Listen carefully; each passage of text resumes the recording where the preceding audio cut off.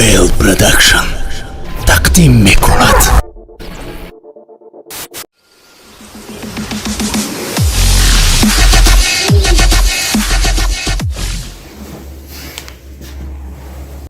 سلام به کل مردم تاجیک. اینک ما در برنامه جلوه هنر حضور دارد فرزین تنهایی اکای سامان با دستگیری کانال سامان جان و با دستگیری ولی ریکرد و سامان جان پرو در برنامه حضور دارند فریدون تنهایی. سلام اکای فریدون، خوش آمدید به برنامه جلوه هنر.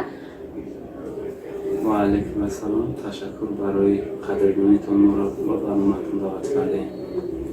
اکای فریدون، خوش آمدید به برنامه ما یک چند سوال پیشنهاد میکنیم. شما برای جواب دادن این سوال ها آماده هستید؟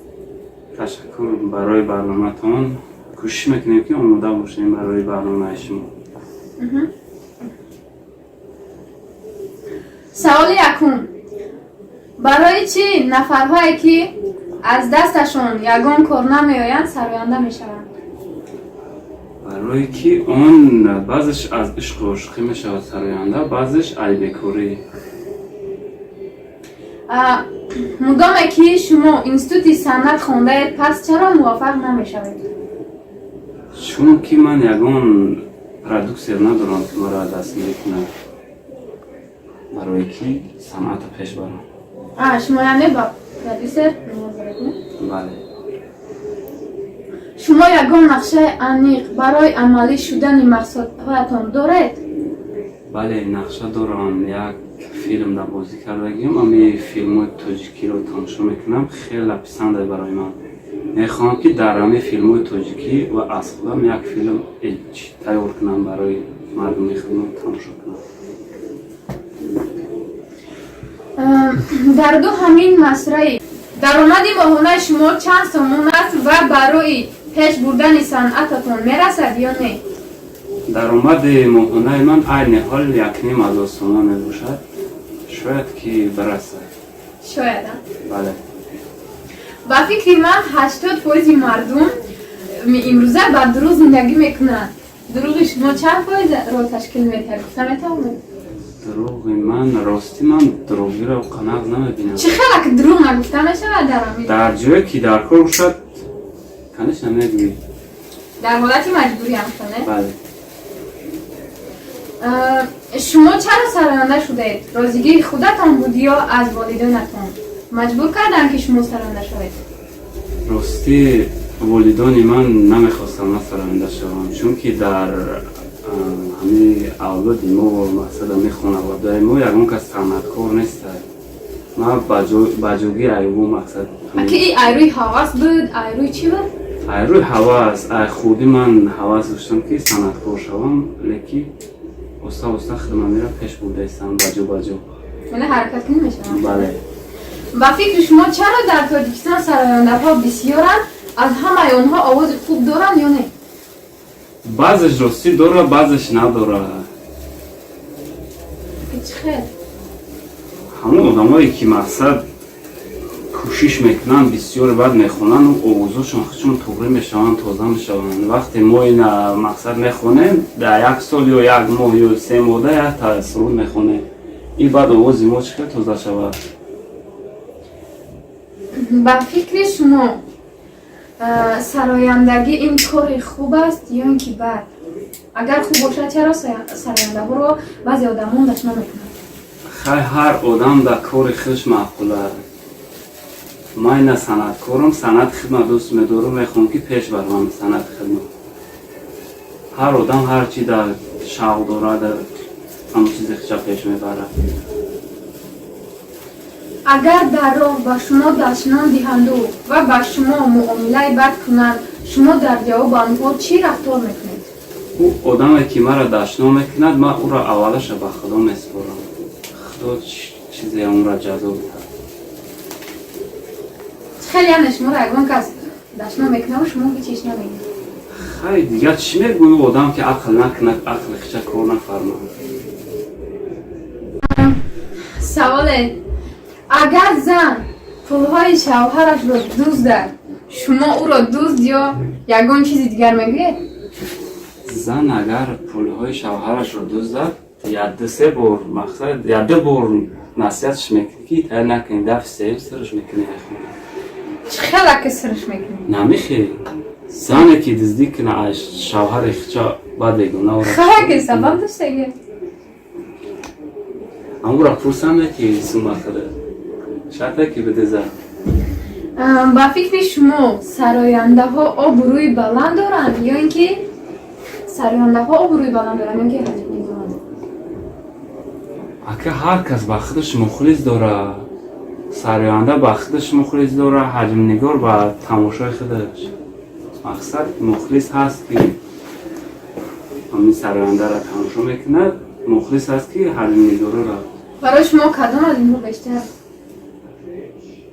برای من خودم راستی همین صنعت نغز میبینیم صنعت یک سوال منطقی آب چگونه رنگ دارد؟ برنگ است برنگ است چه خیلی؟ آب برنگ میشود یا رنگ میشود سراینده ای که به شما بسیار پسند است نمبر کنید و یک سرودی از آنها را سرایید. سراینده راستی ما در همین MCD کلو گوش من MCD کلاویش بخیر. مهری نگاری رستم که بکا تو را جستم برای دیدن تو یک دو بقف فروختم مهری نگاری رستم برای قلنگ تو گاو و مالا فروختم مهری نگاری رستم کم کم هم چند دوازش من با اون است. شاید یک لحظه فراموش نشونده بهترین خود را نقل کنید و بگویید که این کدام سال بود؟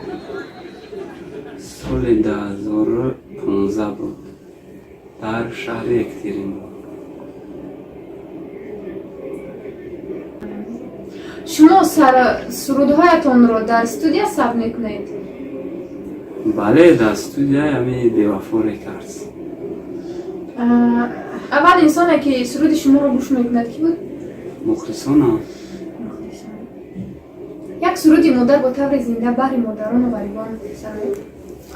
آیا مادر به قدرت میرسمان اگر چندان بدیده نورسمان با چشم خود بدیدم زحمت تو اگر قدرت ندانم ناکسمان با چشم خود بدیدم زحمت تو اگر قدرت ندانم ناکسمان. آفرین. در آینده چی نقشه داره؟ تا آخر عمرتان این کار رو پیش میبرید یا نه؟ بله آینده نقشه دارم که فیلم های تاجیکی کنم. فیلم های تاجیکی؟ بله. همگی شما چند سرود خونده اید و سرودهایتان درباره چی است؟ سرود اولین من درباره پدر بود چون که پدر من گذشت در حیات خودم یک سرود ایجاد کردم و خواندم از همون سرود من سند رو فکر سرودهایتان با خودتان پسند است؟ بله. در زندگی نفر پیدا شود و با شما پولی کلان پیشنهاد نماید که شما با پول اثراتی 10 ساله حیاتتان رو پیش پرداخت کرده توانید اما او از شما خواهش نماید که شما در عوض این پول صحنه و آوازخوانی را تا آخر عمر ترک کنید. نه من نمیخوام که سند رو شما با این روز نمیشوید؟ نه چون که هر کس مهنت خودش با خودش حلاله. شما یگان نقشه عمیق برای عملی کردن دارید همیشه؟ بله نقشه دارم که با پیشنهاد این ولی ریکاردز دستگیری کرده استن که ما با کله های بلند برسیم. از نگاه شما همچون آوازخوان در صحنه از همه بیشتر معنای سرود مهم است یا صدای خوشفوران؟ من خوش میکنم که صدایم خوشفوران شود که مرا مخلصان گوش کنم. در زندگی برای دلاری به دست آوردن از نگاه شما کدام از اینها مهم است؟ از اینها وقتی خوش خیلی بودن خوب، پولی زیاد. وقتی خوش بودن در پیش فرزندانم، مادرم، برادرانم. سرودهای هستن که مفهوم خوب دارن بله. اما بسیار شدن آنها نمیخوام. سرود تا سرود کار شده است که شما از این کس داشتنتان کاملا دلسرد شده باشد و با خود گفته باشد ای کاش آوازخوانم میشدم و شغل دیگری را انتخاب میکردم. نه چی با چیزی را مخدوم عادت کردم و چی کردم چی با. در زندگی برای دل را به دست آوردن از نگاه شما کدام از اینها مهم است؟ سخن خوب، پولی زیاد. برای دل رو به دست آوردن آن خوبه که دل مادر رو به دست آورد. دل مادر. بله. سرودهای هستند که مفهوم خوب دارند اما بسیاری ها شنیدن آنها را نمیخواهند و با سرودهای هستند که چندان معنی در آنها دیده نمیشود ولی مردم شاید از جهت ایمان که خوب داشتنشان و بسیاری آنها میپسندند. شما خواندن کدام از این سرودها را با خود روا میدانید؟ من سرودهای همی خلقی را دوست میدارم. این خیلی رپ ایتالیان دم مدام مخون نیست راستی. رپ مقبول نیست شما؟ نه. از نگاه شما آدم در زندگیش باید از کدام این حالتها زیادتر ترسد؟ از حالتی که دوستی نومرد با هم باید ترسه هم. دوستی نومرد یعنی بله. از تنهایی نه؟ نه. از ناکامی چی؟ تنهایی خوب است. چون که من خودم فردین تنهایی هم. دستگیری شما پیشروی ماست به کانال ما ابونه شدن را فراموش نکنید. این برنامه را از کانال ولی رکورد و سامان پرو در اومده تماشا کنید. خیر تا برنامه دیگر. سلام برا. سامانه ما در یوتیوب ولی رکوردز. دوستان لایک و подписаться را فراموش نکنید.